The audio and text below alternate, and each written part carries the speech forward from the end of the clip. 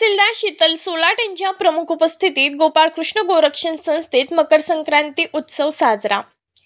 जळगाव जामोद शहरातील श्री गोपाळकृष्ण गोरक्षण संस्थेमध्ये मकर संक्रांत निमित्त दरवर्षी गोपूजनाचे आयोजन केले जाते। यावर्षी सुद्धा 15 जानेवारी रोजी संस्थेची गोशाळा बऱ्हाणपूर रोड जळगाव जामोद येथे गोपूजन कार्यक्रमाचे आयोजन करण्यात आले होते। गोसेवा ही ईश्वर सेवा आहे। गोपूजन सोहळ्यात सर्व गोभक्त बंधू भगिनींनी उपस्थित राहण्याचे आवाहन संस्थेच्या वतीने करण्यात आले होते।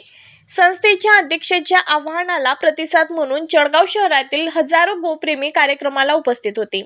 आपले गायीवर असणारे प्रेम व्यक्त करून कार्यक्रमाची शोभा वाढवली। सर्वांच्या सहकार्यातून 123 वर्षापासून संस्था गोसेवा कार्यासाठी अविरत प्रयत्न करीत आहे आणि संस्थेचा विकास आज रोजी प्रगतीपथावर असून अनेक भाकड गायीला संस्था तिचे पालनपोषण करून एक उदात्त हेतू साध्य करीत आहे।